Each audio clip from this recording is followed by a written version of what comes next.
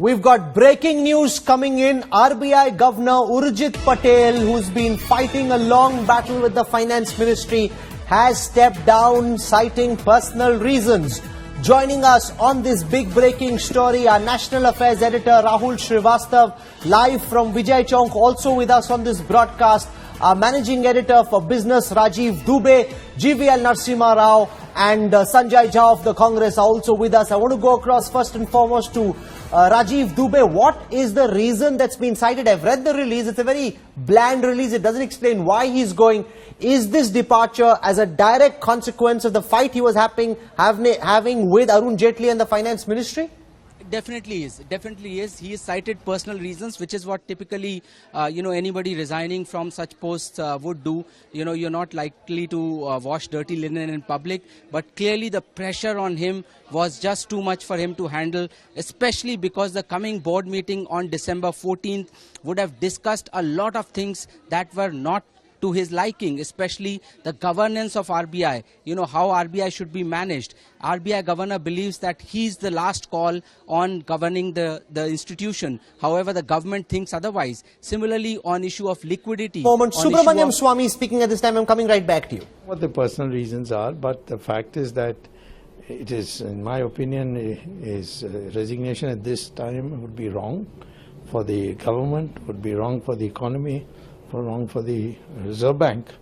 So I think the Prime Minister should call him and find out from him what could be the personal reasons and dissuade him from leaving. This is what I think the Prime Minister should do. But sir, some tension between Finance Ministry and... Well, that's always been there. Whenever there is an independent, non-rubber stamp Reserve Bank governor, there's always been problems. It's not new. But ultimately, they had a meeting and it was supposed to have been sorted out. So now I'd like to know what the issue is. If he's now saying personal reasons, the Prime Minister has to persuade him that in the larger public interest, he can't leave at this stage. Okay, Rajeev Dubey, we saw the markets tank quite substantially today. That's because the exit polls are showing the BJP doing badly. Now you've got Urjit Patel stepping down. We saw Viral Acharya already say that there'd be mayhem if this happened, which essentially means that tomorrow could be a very tumultuous day in the stock markets. Especially with reference to the political developments, as much as the RBI-based developments. RBI may not have such an impact because RBI has, the differences have been known for a while, but political differences will definitely have a very, very significant impact tomorrow morning. Okay, Rahul Srivastav is our National Affairs Editor. Very few track the Finance Ministry quite as closely as he does. Attempts were made in the previous meeting in the third week of November to try and calm tempers, find a middle ground and ensure that Urjit Patel didn't have to step down. What is it that seems to have happened that's led to Urjit Patel stepping down just a day ahead of the big counting day in these Hindi heartland states? Rahul.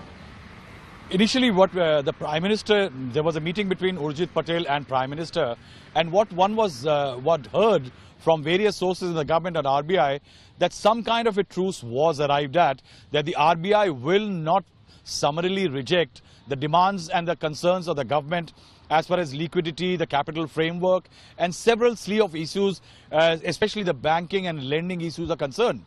What we hear that at the last meeting of the RBI board on the 19th of November, there was a temporary truce in which the RBI did agree that there is a certain crisis as far as liquidity is concerned and certain measures were announced. The second was a capital framework which talks about the issue about the surpluses of the RBI. 9.7 lakh crores, the government feels it is much beyond the global standards and some of it can be handed back to the government of India for pro-poor schemes. The RBI and the government have decided in the board that a committee will be formed. The tussle could have been, one reason could be that the tussle was there who populates the committee which was to be set up. Who will have a greater say? Will the RBI have a greater say in it or the people from the government could have a greater say in it? The other point of friction is the governance of the RBI issue. over the last several months, the RBI has faced criticism from the Finance Minister, from the Standing Committee of Parliament and various other elements basically regarding the crisis which is brewing as far as the banking and lending sectors are concerned, and also how the RBI sat quiet over a large NPA building up over the last 7 to 8 years, eventually which has become a legacy issue for this government. Now, what we are being told, recently when I had interviewed the Finance Minister, Mr. Arun Jaitley, that the first time the government talked openly, officially about the Section 7 being invoked, not used in terms of taking over the powers as far as the RBI is concerned. But yes, it was invoked. There was a bit of rumble within the RBI, and that is why somewhere the RBI governor, it seems, sources are saying, felt uncomfortable with the fact that the RBI was losing ground and the government was asserting itself. And perhaps to avoid a greater sense of friction, the RBI governor, interestingly, has decided to choose personal reasons to quit the post. Rajeev Dubey, what happens now to the likes of Viral Acharya? He's the one who actually came out, made the TIF public. If Urjit Patel is gone, can those who were in the Patel camp stay, or will there be even more churn in the RBI soon? That's going to be a very untenable situation as far as Viral Acharya is concerned, because even in the last meeting he did have a lot of dissent, voice he raised on a lot of issues, including on the BFS committee and reserves and stuff like that. So that would be a very, very difficult and untenable situation and position as far as Viral Acharya is concerned. It will be very difficult for him to stay on now that Urjit Patel has put in his... Got breaking news coming in. Senior Congress leaders reacting to the stepping down of Urjit Patel. I'll start with Ahmed Patel. The manner in which the RBI governor has been forced to quit is a blot on India's monetary and banking system. The BJP government has unleashed a de facto financial emergency. The country's reputation and credibility is now at stake. Now I've got Randeep Surjewala who's saying integrity of another institution, RBI, stands denigrated by a tyrannical Modi regime as reflected in the RBI governor's unceremonious exit. Economic anarchy, compromising India's monetary policies and attempting to stifle RBI's independence by the government-appointed puppets is the DNA of the BJP. Sanjay Jha of the Congress party is with us for his first reactions on this exit of the RBI governor. Sanjay. Rahul, let me tell you, I thought, anybody who's a discerning observer of looking at the kind of very unpleasant, unpalatable exchanges were happening between the RBI and the government will not be surprised by Mr. Patel's resignation.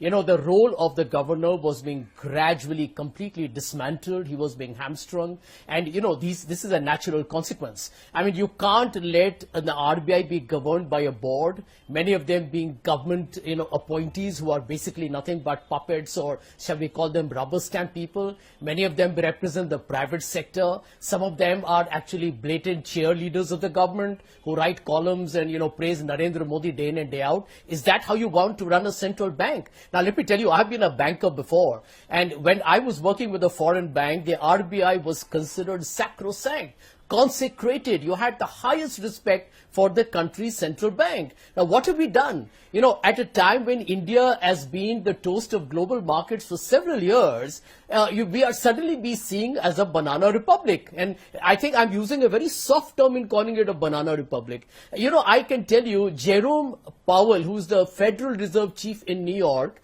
he and Donald Trump have a lot of differences, but he doesn't care because he's independent. Donald Trump calls him all kinds of names on Twitter, but he's not affected by the most powerful man in the world and in America. Look at India. You have Arun Jaitley and everybody making all kinds of sarcastic observations, and they talk about invoking Section 7. Basically, CBI, Election Commission, today NIA, Income Tax Enforcement Directorate, and now the RBI becomes a casualty. Can you imagine? I mean, this is an institution which I can tell you with confidence, not a single politician in the country will know the mechanics of running a foreign exchange or a currency market or understanding credit risk or looking at banking NPAs the way the professionals in the RBI do. And this is an insult. I mean, it is like a self-goal. It's an embarrassment. And no matter what Arun Jaitley and Narendra Modi try to spin it, people abroad who are investors in the country will be concerned, will be worried. Where is India going? You're trying to change your GDP. You're recasting numbers in a very suspicious manner. The RBI governor quits. You want to appropriate the reserves of the RBI. Viral Acharya, by the way, is not green in his ears. He's not born yesterday. He went public and told the government that you are going to destroy an institution, harm the economy, and the markets will give you a complete backlash on it. It's beginning to happen. I think the India story will unravel if Mr. Modi and his government continue the way they are doing.